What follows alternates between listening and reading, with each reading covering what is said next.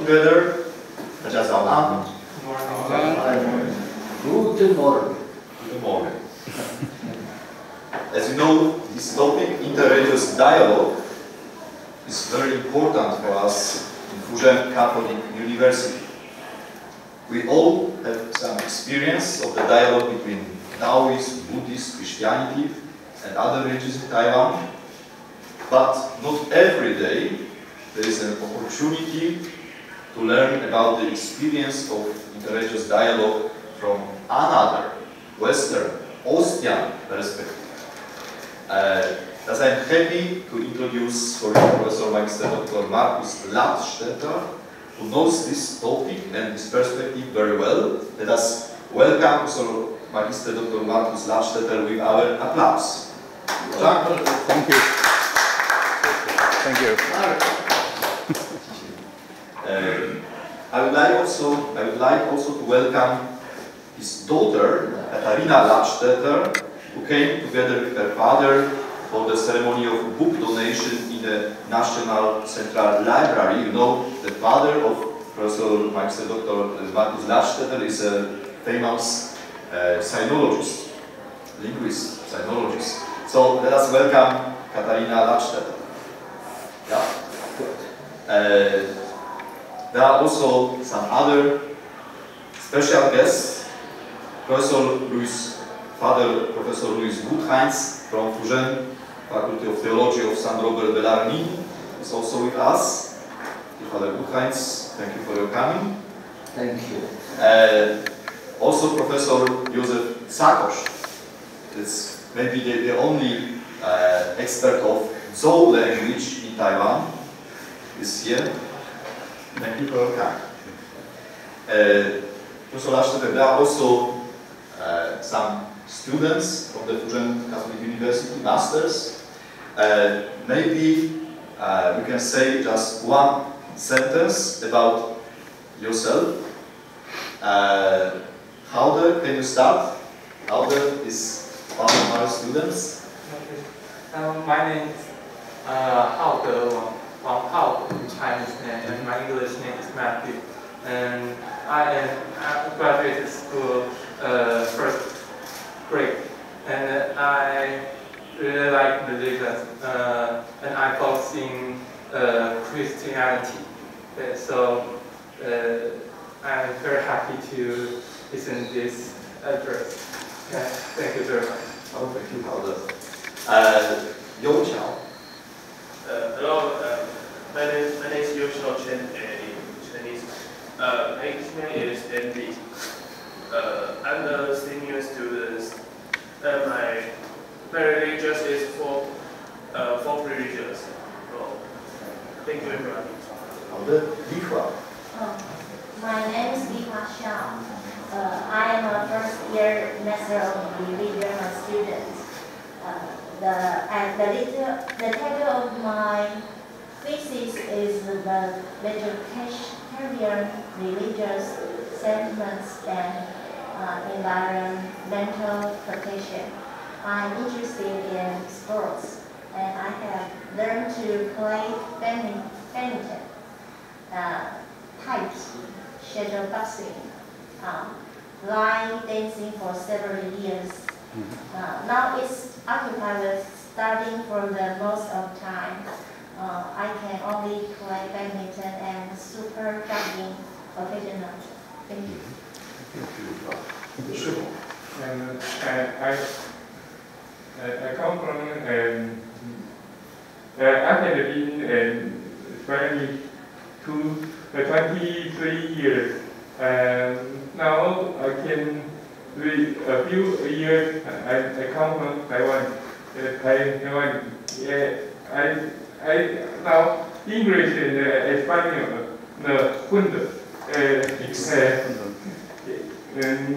maybe English no good. I had today I'm very happy seeing everybody. I think always religious is always equal. understand? Yeah, Okay. I understand. Hello everyone, my name is Summer. I am a辅仁University student. Thank you very much. Okay, Hello, my name is Zhong Chan. My English name also be Joanne. I'm studying in university since 5th year. And I will graduate in this year. And I also learning the interior design in ART. Hello everyone, I'm a second grade student in religion studies and focus on popular religion. Thank you. Hello everyone, my name is Yu Yan, and my hobby is go to the temple and take a ride and take pictures. So I'm studying about popular religion. Thank you, Yan. Dalagas, would you like to say a few words? Hello everyone, my name is Ye Yu, and my English name is Markus Ladstätter, and I'm major in the Department of Electrical Engineering and this is my first year in Free University. Thanks. And maybe I would like to say a few words also about Professor Markus Ladstätter. He will explain more later, but just for the beginning. So Magister Dr. Markus Ladstätter was born in Bonn, in Germany, studied theology, religious studies, Judaic studies, and also sinology in Vienna, Jerusalem, and Taiwan. He visited many countries, especially in Asia, including Middle East, India, and China. He was a professor of religious studies at the University of Vienna, vice president of the private University College of Teacher Education, Augustinum in Graz, and also professor in a few other universities. He's also a member of the Commission for Interreligious Dialogue of the Diocese of Graz-Zwickau, advisor of Shina Centrum in St. Augustine, and Pro Oriente Foundation in Graz. And his special fields of interest are many. I will say just a few: comparative religious studies, Judaism, Islam, Buddhism, religious education, relations between religious society and state, ecumenical studies, Oriental churches, Christian monasticism, biblical studies, and many others. And of course, interreligious dialogue. And today, Professor Magister Dr. Markus Ladstätter will present for us his lecture. As you see, interreligious dialogue between personal experiences and institutional perspectives from Austria and Taiwan. After the lecture, there will be also a time for questions, sharing about the experience of interreligious dialogue in Europe and also in Taiwan. So, dear Professor Magister Dr. Ladstätter, I think it's enough for the beginning. Thank you for your coming. We ask for your lecture. Please applause. Thank you. Dear Professor Adamek, dear colleagues, dear friends, thank you very much for the invitation and the warm welcome you gave to me here, and I hope I will meet so many expectations I heard now. Might be impossible, but I try my best. 先我想说，我请你们对不起，我的中国话不太好，所以我用英语说，可以吗？Okay.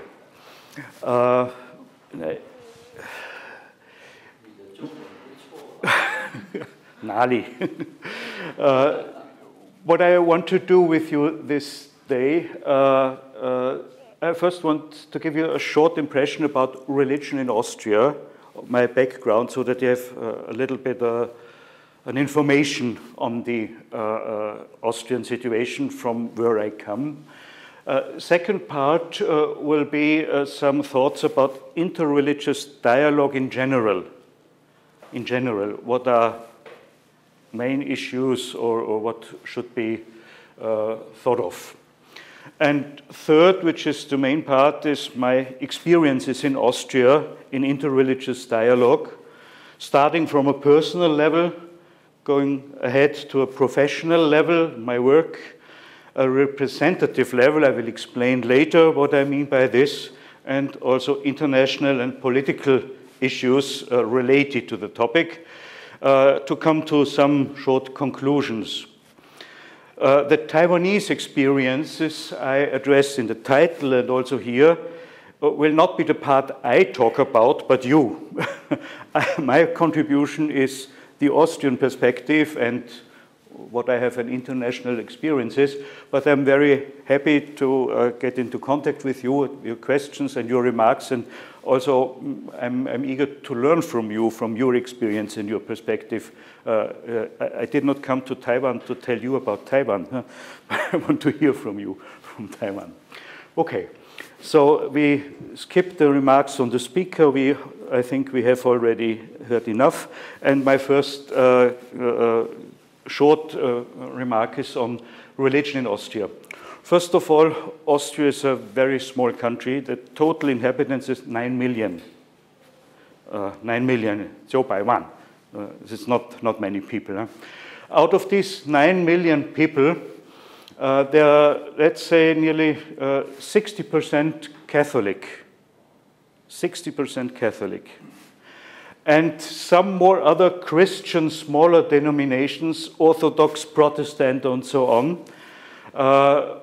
So that we have altogether maybe 6 million out of these 9 million people Christians in Austria. There's a growing number, as the second largest community in Austria, Muslim community. Now up to 700,000. And it's increasing and increasing, partly because of migration, and partly because of reproduction of the people. The birth rate is higher than with other groups. We have, besides these, also smaller groups of Buddhists, of Jews, of Hindus, of Sikhs, and other smaller religious communities in Austria. And a group growing and growing is, of course, the group of people who would not say they belong to any religion. They are increasing as well. So this is about the situation from statistics. On the next slide, please. Yeah. I want to add a few remarks on the situation and the relation of religion and state in Austria and in Austrian society. We have in Austria a principle of separation between state and religion, but not only separation, also cooperation. This sounds maybe simple or does not mean too much, but in fact it means a lot. It means state and religion are not together. The religion does not say this or that religion is our state religion, and it does not ban religion. They are separated. But there are many fields where all religious communities, not only the Catholic as the majority, all together cooperate with the state. So this is our model. Cooperation, for instance, takes place in public schools where everybody in Austria has to attend religious class. Everybody has to, you can opt out. But if you belong to a religious community, you are offered within the state educational system religious class. The contents of this religious class is provided by the religious communities. They train the teachers, send the teachers, but the state pays the teachers. That means Austrian state pays teachers teaching Catholic religion, Protestant religion, Buddhist religion, Jewish religion, Muslim religion in Austrian schools. I think it's a great system of separation but cooperation. It has many advantages, as religious communities can provide not only knowledge but also in education contribute in large extent to spiritual formation, to ethical issues which are important for the community of living together. And that's what the state sees and appreciates and by this system. This cooperation with the state is done in Austria at the moment with 16 different religious communities. They are recognized by the state. In order to have this state of cooperation, you have to fulfill some principles. There must be a certain number of believers in the country. There must be existence for so and so many years.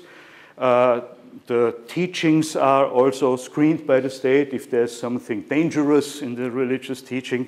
But if you pass this, state recognizes a religious community and does this cooperation. Besides the recognized, we have also registered religious communities in Austria, which is less than recognition. They don't have classes in school, mainly because they are too small.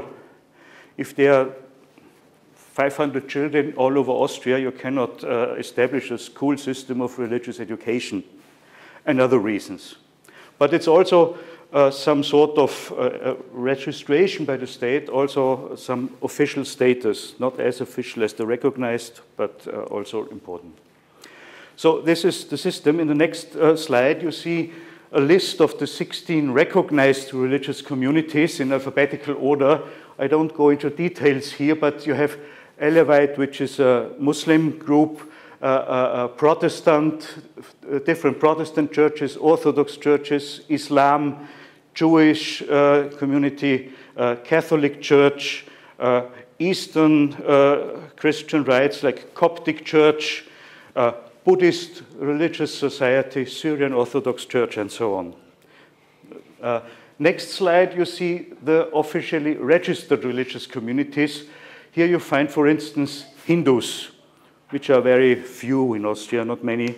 So you find them as the registered and not the recognized religious communities in Austria. Sikh is also a community in Austria, quite small, but existent. So this is the background in Austria. Before I enter the question of encounter and dialogue between these religious communities, a short side remark. When I talk about interreligious dialogue, I mean the dialogue between different religions or religious communities. Besides this, you have also the dialogue between different Christian churches, which we would call ecumenical dialogue and not interreligious dialogue. So if Catholics and Protestants or Orthodox Christians come together, it's ecumenical dialogue, not interreligious dialogue. Just to see the difference. In the next slide, I can remind you that we have a very long history also in this ecumenical dialogue in Austria, which dates back to the days of the Austrian-Hungarian realm, Ausjung-Tigor, with many contacts, especially to Eastern, to Orthodox churches, Greek, Russian, Serbian, Romanian, because of many of their believers lived within the Austrian Empire. Oriental Orthodox churches, Armenian, Coptic, Ethiopian, Syrian, and so on. And we have a very strong and powerful foundation in Austria called Pro Oriente, which is in charge of this ecumenical dialogue in Austria. On the next few slides, you see important persons of this ecumenical dialogue. This is the patriarch, ecumenical patriarch of the Greek Orthodox Church and all Orthodox churches in Constantinople, Bartholomeos. You see him here on a visit in Austria, on a dialogue meeting. Next slide shows the Armenian patriarch who has been studying in Vienna, in Austria. He's residing in Yerevan, in Armenian Republic, and head of the Armenian church. Next slide shows the Coptic Orthodox patriarch, who also visited Austria and Graz on this picture here. So there are many contacts in this ecumenical level, where I'm also engaged a little bit and meet them and take part. But that's not the main field I will going to talk about now. Now we concentrate on the interreligious dialogue. As a researcher for comparative religious studies and at the same time Catholic theologian and believer, I do this with a Catholic perspective, but also with, of course, the scientific way of approach. When we want to understand interreligious actions, I think one very important issue in the beginning, it was also mentioned by some of you here, is what do everybody who engage in this dialogue think about other religions? Is my religion the only true one and other religions are wrong? Or are all religions equal, as we heard? It's a different theological position at the base, at the beginning. You can make a typology of these possible positions and divide between exclusivist patterns, inclusivist patterns, and pluralist patterns. Exclusive patterns saying this one religion is the only true one, other religions are false and wrong, do not help. Inclusivists say there's something true in every religion, but in this religion, the truth is most clear.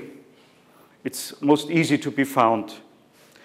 And you have the pluralist patterns, where you think all religions are equal, which is, of course, a very popular, democratic, and convenient position, but a little bit, you have the problem in this position, who is member of this club of equal religions? Really everybody, or also dangerous groups? What is religion, and what is the criteria to enter these equal religions? It's a theoretical question. Also, the Austrian state has to deal with, for instance, when communities apply for recognition. And the state has to decide, is this a religion or not? Or can it be recognized or not? It's quite difficult. Okay.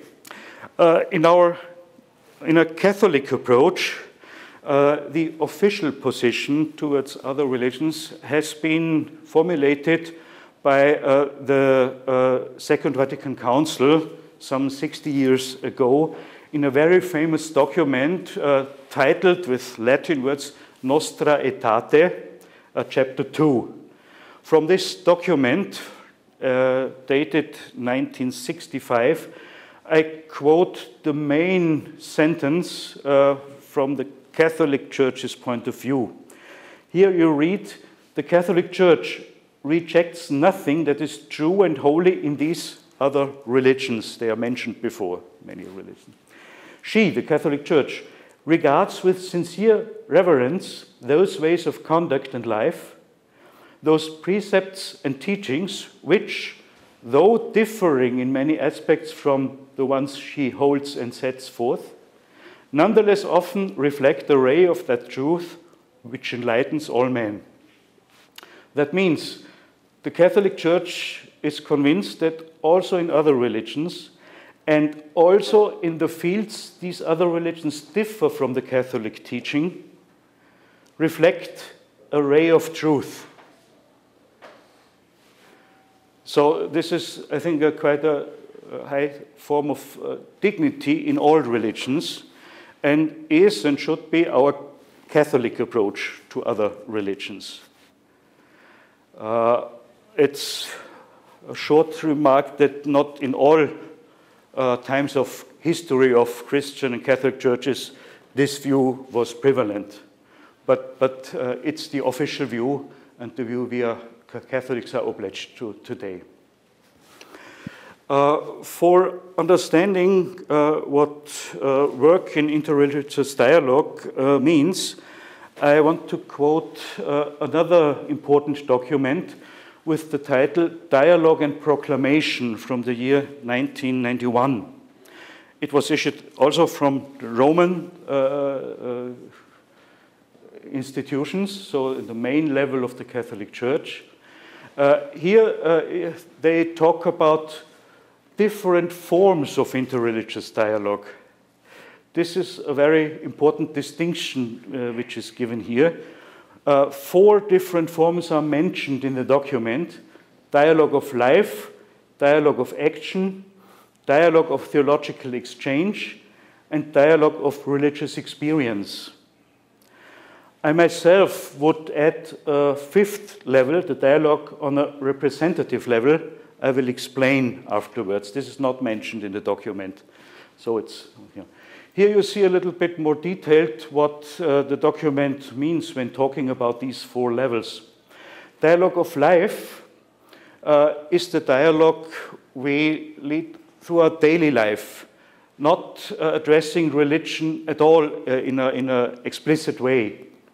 How I meet, how I conduct, how I behave, how I greet my neighbor, being Muslim or Jew or Catholic or non-religious believer, whatever. This is the basic level of dialogue, and all other levels of dialogue do not make any sense if this basic level is missed and failed.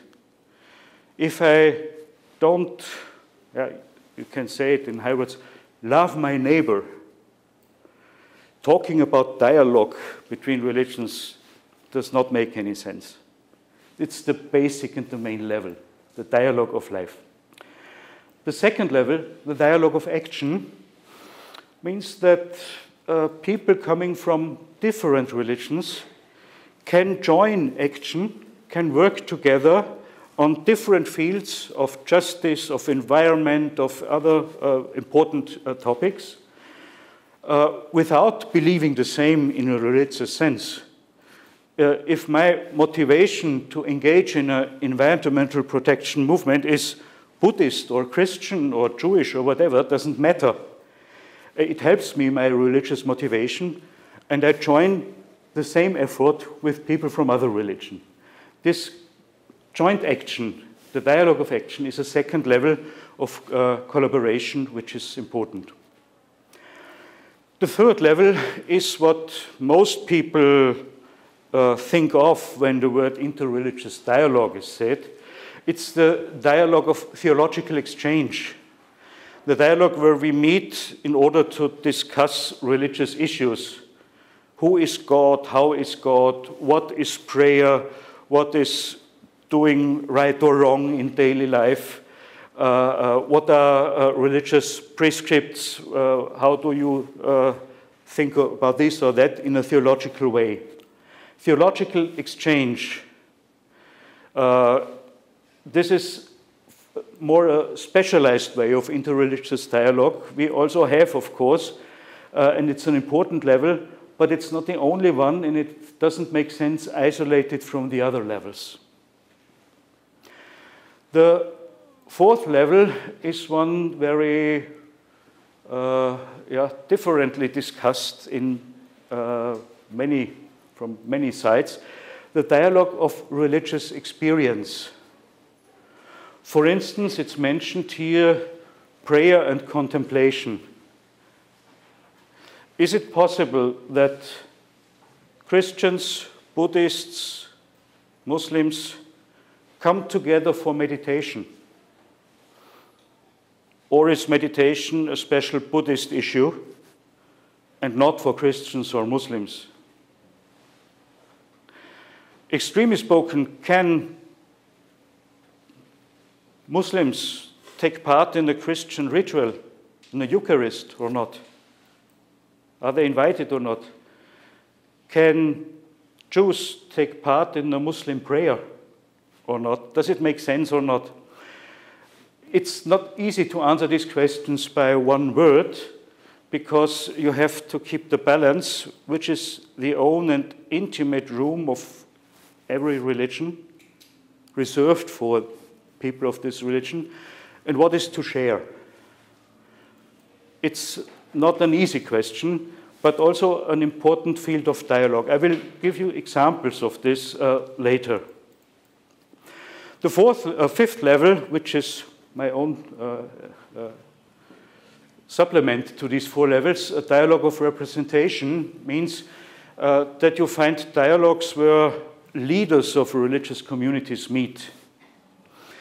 In these situations, actually, there are not spoken words which change the world as a whole, which are theologically very far-leading, but they are most important, these meetings, because they motivate people of every religion, believers of every religion, to do the same and to engage in dialogue.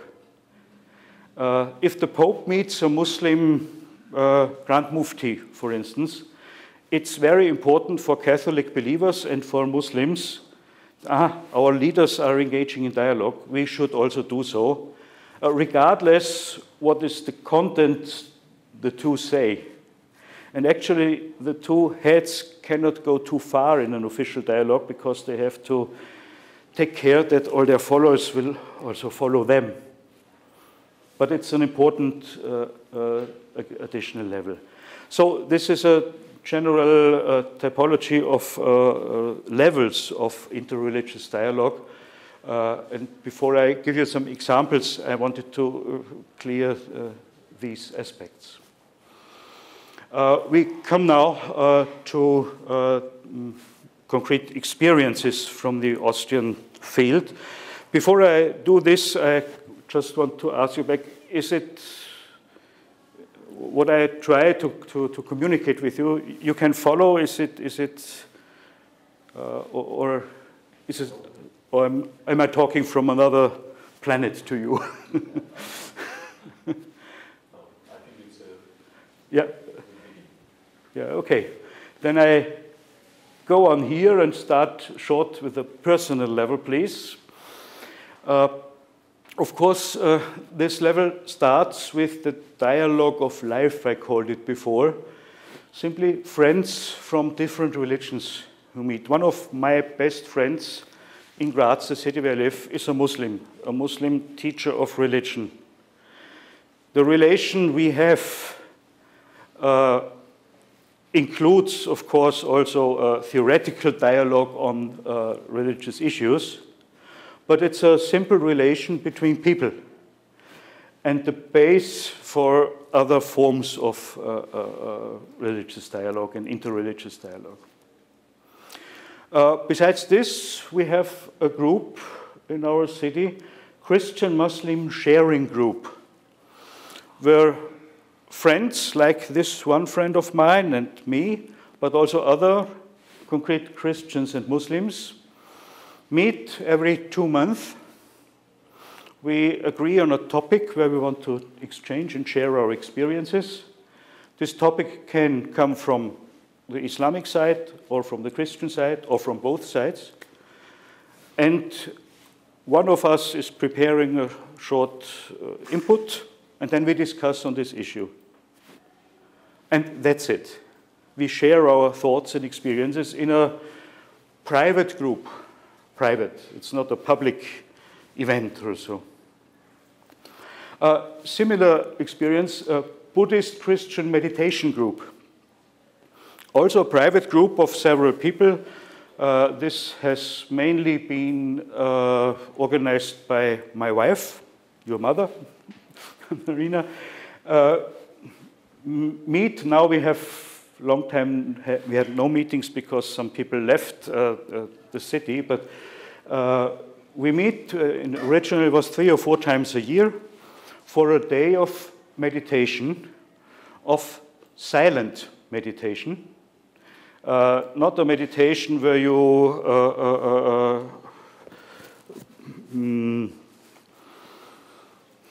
adore somebody, where you praise God, or where you address Buddha also. Silent meditation. Inputs, short inputs from this side and from that side, and then silent meditation. So we are very interested that nothing gets too mixed in the thoughts of such an experience. So these are on a personal level. Examples from my professional level, according to my job at a teacher's education university college, is that I'm engaged in teacher training programs for interreligious dialogue. This means, for instance, that my students are, most of them are Catholic, some are Protestant, few of them are Muslim, a part of them is a group of not belonging to any religion. Most are Christians. So they have in their teachers training program a course where I visit different religious communities with them. We visit, please, for instance, as Catholic and Protestant and Muslims, an Orthodox church. Here a visit of some of my students at a Romanian Orthodox church in Vienna. We visit, this is the next picture, Muslim communities. We don't go there only to visit how does a mosque look like. We try to have an exchange with the imam here. And if possible, we go there as guests on a Friday prayer, which is the main prayer in Islam. Being there as guests does mean we are not participating and praying with them, but we are just present in the background as guests. We see them pray, we see their devotion, and we get a feeling for what is important for Muslims in their religious life. And my experience is that such programs change a lot of attitude within people. I always thought Islam is like this or that, but now I know they are praying, their preacher talks about good deeds, similar to my own religion or whatever. Yeah. We visit a Buddhist center here in a Zen tradition. Next picture shows us at a Buddhist center in Vienna, a place in the Tibetan temple, just to get a feeling and approach and talks with other religions. Yeah. Another branch of these interreligious encounter programs is study trips to different countries. Here, these study trips are partly for the students studying at the university, partly for teachers already teaching in schools. So here we are in Constantinople in Istanbul, Turkey, to meet the Greek Orthodox Patriarch. We saw him before already with a group of our teachers here. The next picture leads us to Jerusalem, where we encounter Jewish religion, Muslim religion, also roots of Christian religion. You see the Wailing Wall, the western wall of the temple at the festival here. Next picture shows at a personal encounter with a university teacher also engaged in dialogue, explaining us Jewish scriptures here. The next picture leads us to another study trip from Israel to another country, Iran, where we, of course, try to get a sense for the cultural and artistic dimension of religion. To sit in such a mosque here in Isfahan, the feeling it's simply beautiful. It's simply beautiful you are here. And it's a room where you can imagine that the thoughts and hearts of people praying here have some vibration and resonance. But not only art and architecture, but also meetings. And the next picture, it's also on one of our study trips to Iran. We have talks with important Muslim people explaining us life in their country or the role of religion in their country. Actually, this picture shows us at the highest level representative we ever met in such an occasion. The man sitting here is the brother of Ayatollah Khamenei, of the leader of the Islamic Republic. He's a professor also and member of parliament. And we had a very interesting discussion with him on the role of religion in the state. Of course, a critical discussion. We are not fans of the Iranian system of suppression of people by using religion, especially as it's seen nowadays. We asked him in those days about these difficult things also, and had an interesting talk. And the point is, we do not think we can change the world by such a visit or such a talk, but to communicate that what those people think and do is watched, is realized, finds resonance. Critical resonance is an important contribution we try to give. Mm-hmm. One of our study trips, by the way, led us to China. We had several stations starting in Beijing, and you see Qufu, which sounds like Confucianist tradition, Kaifeng, which has been Jewish center of China, Wudangshan, which is one of the Taoist holy mountains in China, Xi'an, of course, Hong Kong. But also in this trip, it was not only culture or feeling for the presence of religion, but also dialogue, and also dialogue in the critical sense. The next picture shows us at the talk at the State Bureau of Religious Affairs in Beijing. It's my group, it's teachers, mainly teachers from Austria, and we had been explained what is Chinese policy towards two religions and gave our comments.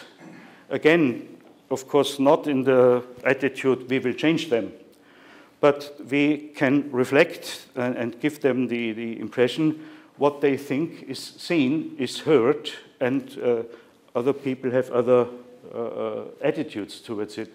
I remember one of the main issues we were talking about at that time was the, at that time, quite recent new prescript that young people are not allowed to enter religious sites and to join religious celebrations. They very harshly explained us education up to the age of 18 is matter of the state and not matter of the family or not matter of religious communities. And we gave our different opinion on this at this occasion. So this is another part of these professional levels attempts of dialogue. I come to the next level, coordinative and representative level, I would call it here now.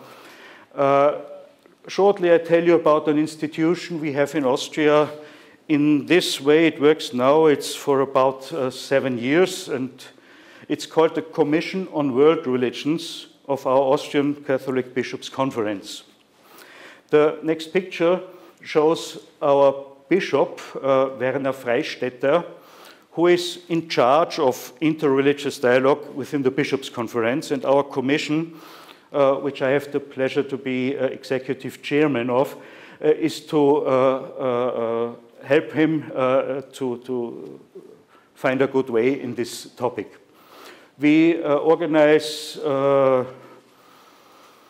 symposia every year on a certain topic which is important from different religious views.